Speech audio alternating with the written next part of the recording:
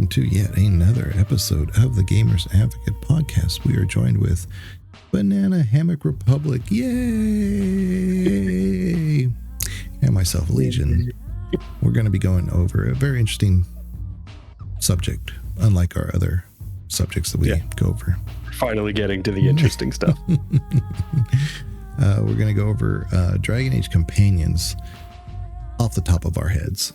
Unfortunately, I entered Dragon Age Origins almost apprehensively because I knew it was going to be the spiritual successor to Baldur's Gate. And once I realized pretty quickly that it wasn't Baldur's Gate, I was reticent to push forward. And I just would do it, but I always felt like I was missing something. Like, where's the meat and potatoes here? And there's plenty there. It's just when you order one meal and you get something just as good, but it's not what you ordered.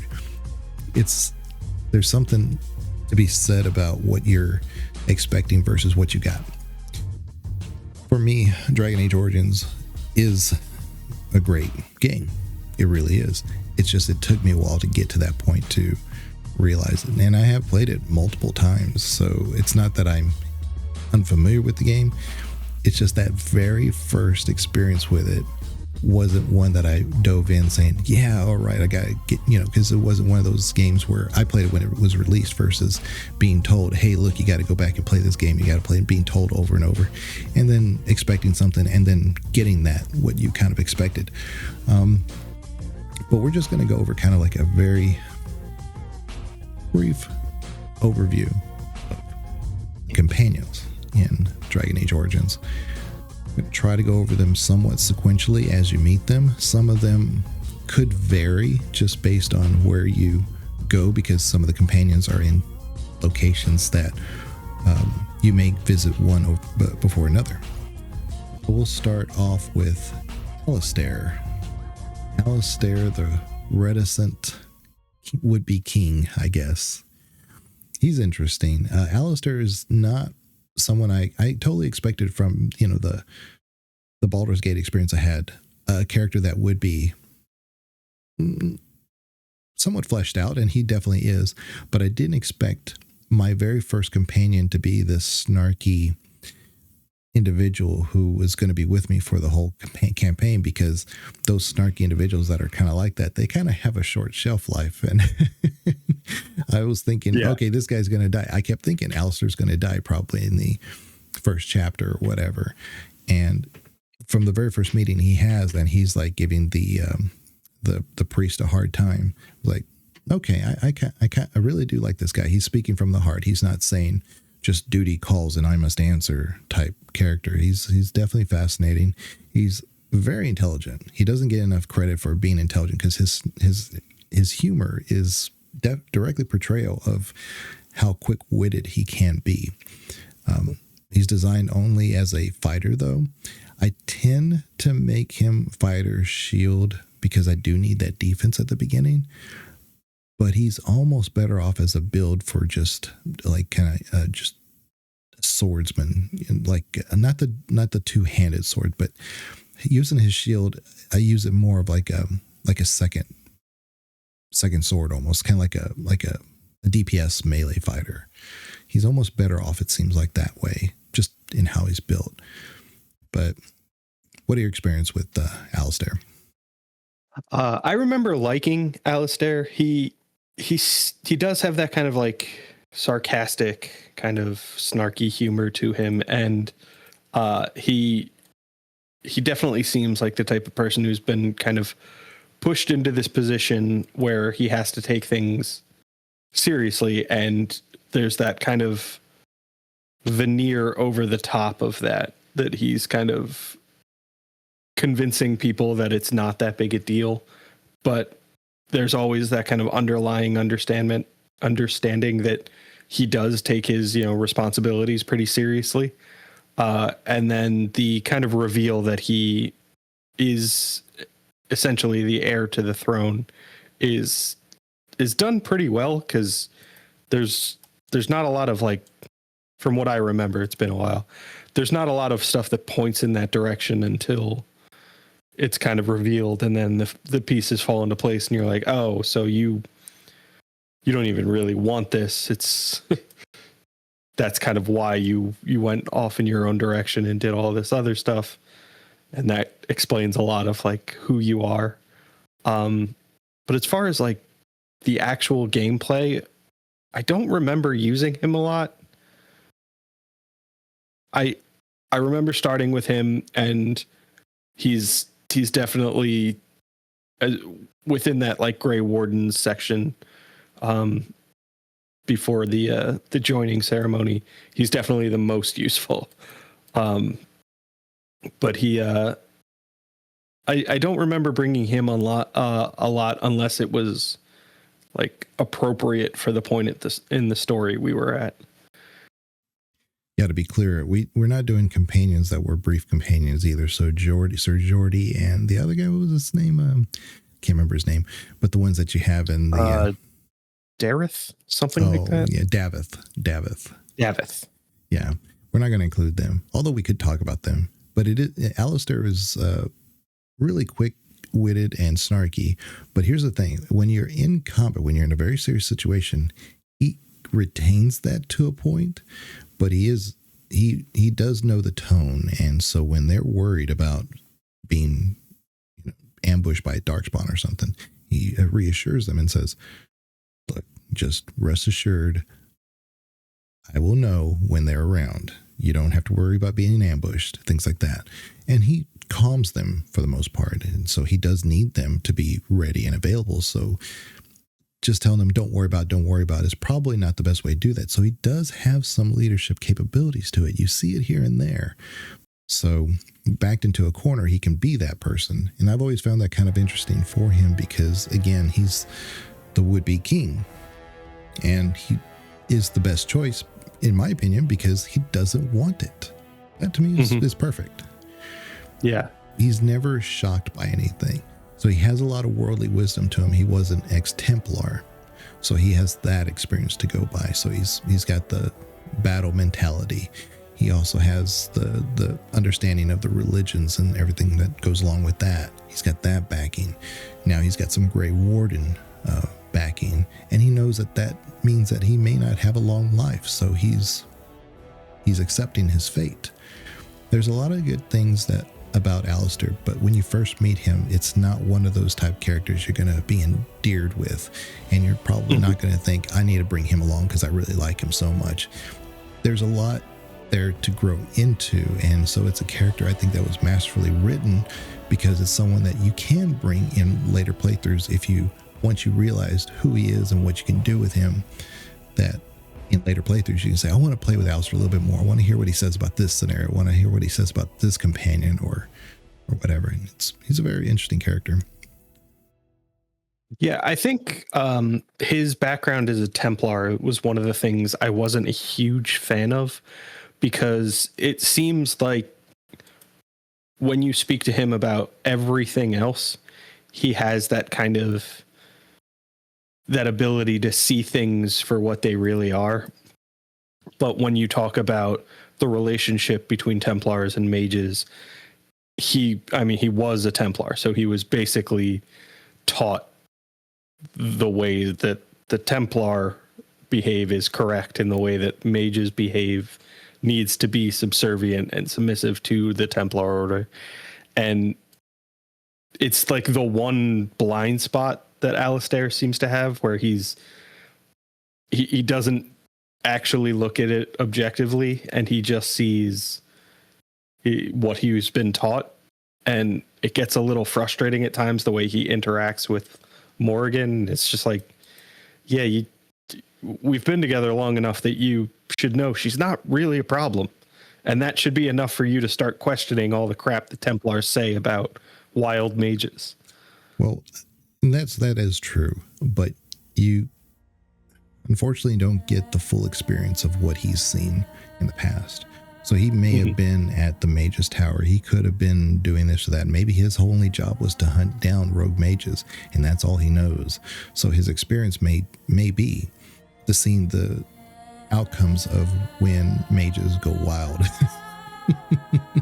And so now when you're thrust with somebody who is a wild mage, this can't be good.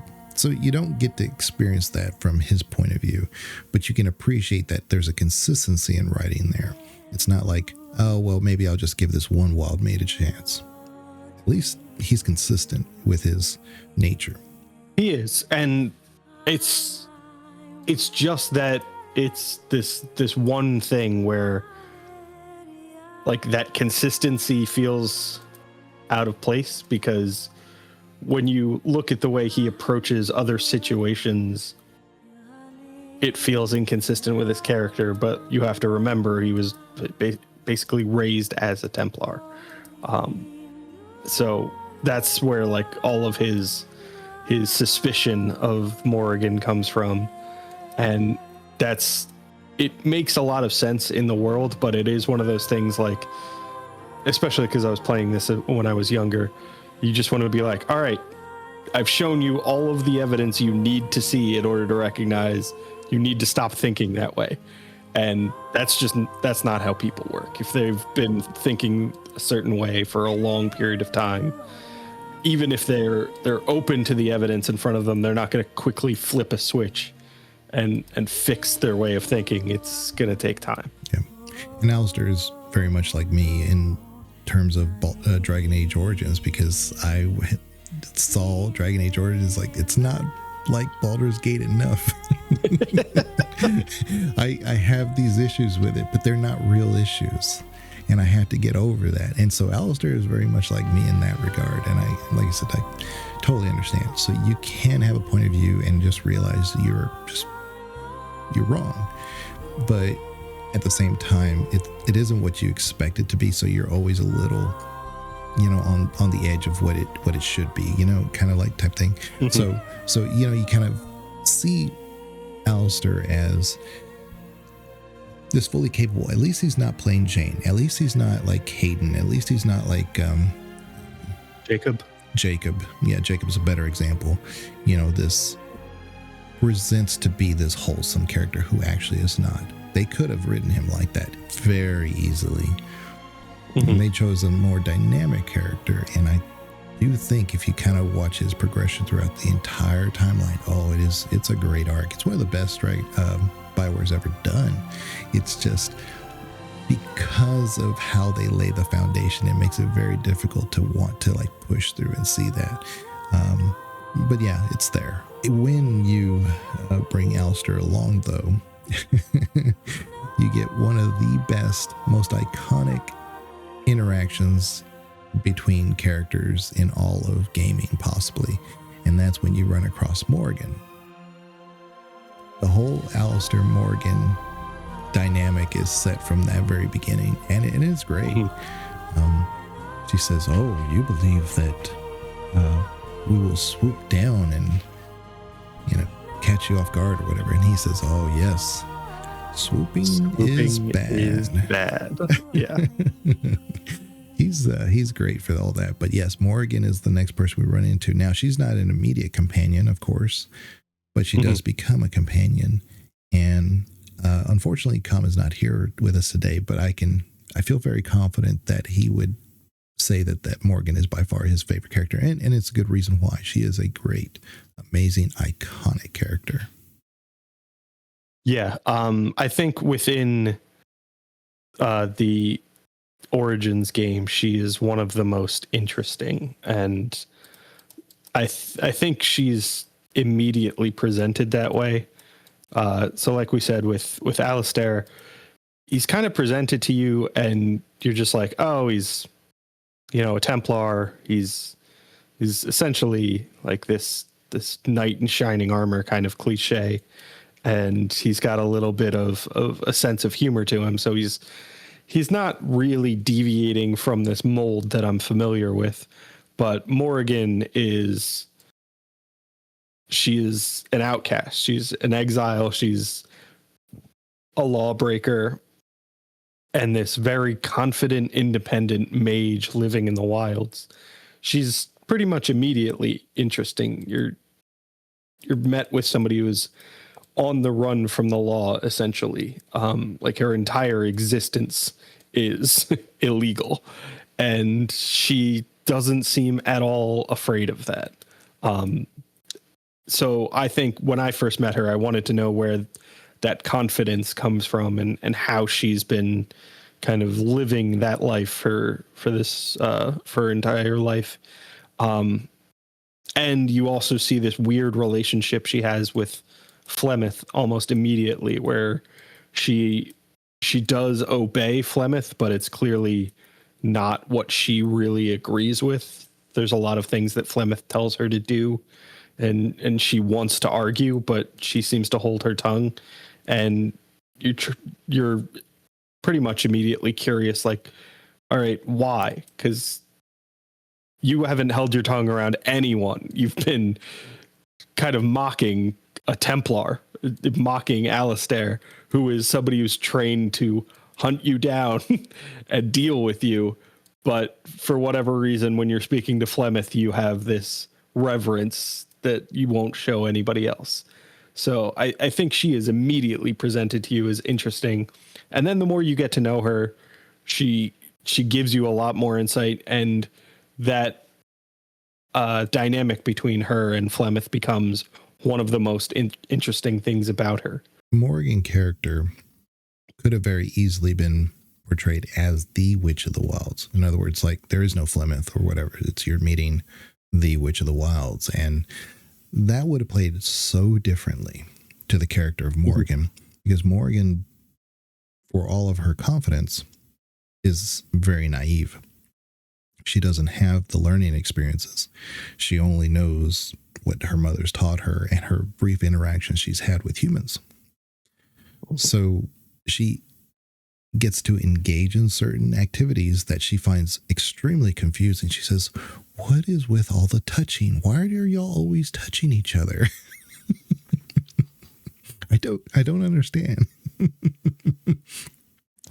And as an isolationist, I'm an only child. I can kind of appreciate where Morrigan is coming from. It's like, why must there be this interaction? You can get along just fine, and you can probably get things done faster if you just do it yourself. Why do we need to cooperate? What is this necessity to build cities? This makes no sense. I totally get it. The Morrigan character at least is consistent in that regard. I will say about this, all of the companions are consistent, every single one of them. It's not till we get to Dragon Age 2 and 3 that some deviations occur, but of course we're just trying to stay on topic for Origins, but each one of these companions is extremely consistent. Wynn might be the only one who isn't, but we'll get to her later. But Morrigan definitely has a lack of worldly experience.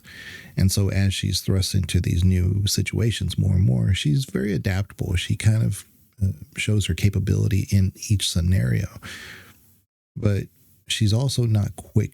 She's quick to judge, but she's not quick to act on her judgments, because if she was, then the true Witch of the Wilds would be seen, and then you would probably see the reason why the Templars act the way they do. So Morrigan has a lot of self-mindedness, just being able to gauge the situation and say, I don't like this. This doesn't make sense to me, but that's why I'm not going to act on it, because it doesn't make sense to me. That doesn't mean that it doesn't make sense to the situation. So she lays in wait, and she's patient. That's probably her biggest attribute that gets missed, is her patience. Her ability to sit back and just let things play out sometimes allows her to assess the scene, and then she can make a remark. And then, of course, she's still probably confused by it and still has to make a comment saying, I don't like this, I don't like that, that doesn't make sense, that we should have done it like this. But she also doesn't get vehemently upset about things the way that they turn out. Yeah, I think that's something that you see a lot in her development. Like, she'll make a quick comment about something, but she does seem more curious than judgmental. And I think that it's kind of that same like facade we see with Alistair, where he wants people to think he's not taking it very seriously, but he also knows what's at stake. I think Morrigan wants people to think she is this harsh and cold person, but she's really eager to learn. So she she has a lot of those kind of biting comments about the way society works, but inside she kind of has this longing to be a part of society because she's never been allowed to. She's always been this exiled apostate. So I think that kind of facade that you can see through as a player very quickly and you get to see slowly break down over the course of time is one of those things that really makes for engaging characters, because you almost feel like you know the character immediately and you get to see them kind of open up and relax and share with you all of the stuff that like you already had a pretty good understanding of. Yeah, her mother Flemeth is one of the more confusing relationships you see with Morrigan, because every conversation you have with Morrigan when it comes to her mother, she's obviously not upset with her, but she is very confused by her and who her nature truly possibly is. And yet every story she kind of says, well, that she does say about Morrigan seems to be a pretty cruel upbringing. You know, one time Morrigan has a mirror that she was able to collect from some humans who left it behind. I forget the exact story, but she collected it and she just thought, hey, here's something just for me. And it's kind of neat. It's real pretty and whatever. It's a mirror. And her mother got rid of it. I think she says in the story that she destroyed it or something, but you're able to find it again later on as one of those gifts. And that's one of those, like, if that story is true, she either got rid of it or destroyed it. I mean, what the one little thing that she would have had, her mother got rid of. So you get these little tidbits of who Flemeth is, like almost like this bad parent. And yet Morrigan doesn't see her that way. And it's one of the more confusing relationships you have. So you almost want to engage a little bit more just to find out what really is going on here. Not so much because of the relationship, but that relationship is obviously going to play an impact because you're asked to, Flemeth does save you. She has her reasons. She gives you some more information. And then as you talk to Morrigan a little bit more, she gives you a little bit more information about Flemeth. So you're kind of thinking there's something to this character as well. And Flemeth is such a huge, major plot device for the entire Dragon Age series that they almost didn't lay enough groundwork in Origins for that to become obvious. But knowing what we know now, everything through Veilguard for Flemeth, that Morrigan being somewhat reticent in her judgment of Flemeth makes sense now. But at the time it's so confusing. It's like, what if she was such a bad parent, why didn't she feel? She does have some anger issues against her mother, but not really the way you would think, because if you're 25, 26, however old Morrigan is, this old, and being constantly suppressed by your parent, you would think there'd be some kind of tension there that is more obvious than what you see. They're both effectively playing into this Witch of the Wilds like myth, and they use that in order to ensure their own survival. So when you speak to Morrigan about her mother, she almost feels like, or it almost feels like she's playing into the stories about the Witch of the Wilds and kind of exaggerating things or misleading you. So she never really gives you a sincere, honest depiction of her mother. So it's really tough to evaluate what she really thinks of her mother, because almost the same way that Alistair holds on to that Templar belief, Morrigan holds on to that kind of survival instinct of building up what Flemeth is capable of and making her seem like this incredibly dangerous force. And I mean, ultimately Flemeth is, but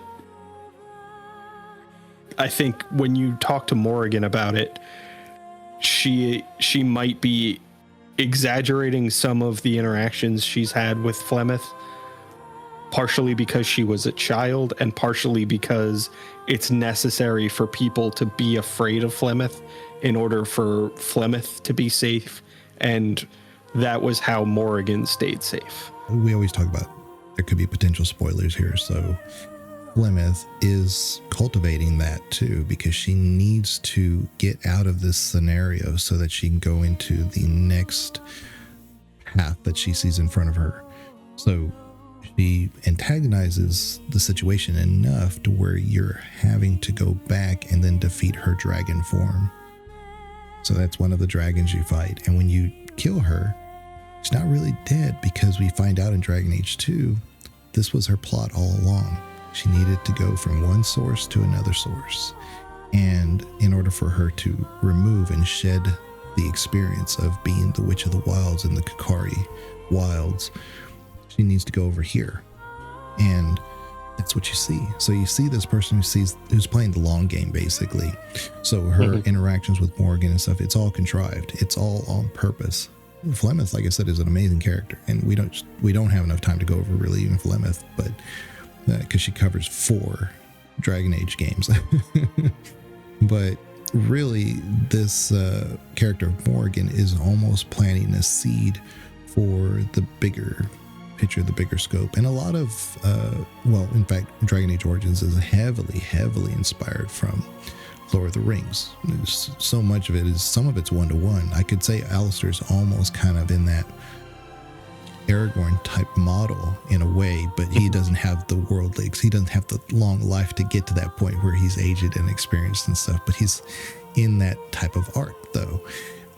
Morrigan is definitely that mage who's powerful but is holding back the power just until they get to the point where it's necessary. They have combat powers, of course, and stuff, but then you see a much greater power come out of them later on. But yeah, she's great. One thing about Claudia Black, she never did any voice acting before for games or anything prior to Dragon Age. And so when they went up to her and wanted her to do this, she was really not wanting to do it, because she's like, that doesn't make sense. That's not something I do. But now she loves the character, and I couldn't imagine anybody else being that character. And then there's Dog. You know, his best attribute is the fact that he's a dog. I mean, you don't really need more than that. You acquire the Mabari after you get done with the initial battle at Ostagar. And if you play Human Noble, though, Human Noble has this dog from the very beginning, although it's not a companion until after Ostagar. So it is great that they recognize the tying there, that this is where the dog comes from, the origin of the dog. But again, if you don't have the human nobility origin, there's only one. There's no human poor origin. It's just human nobility. You can appreciate, like, okay, this is a war dog. That's how it's bred to be. And it decided, you healed it. You treated it in the camp, and you can still do the same mission. It's just that your particular Mabari is, I guess, fine.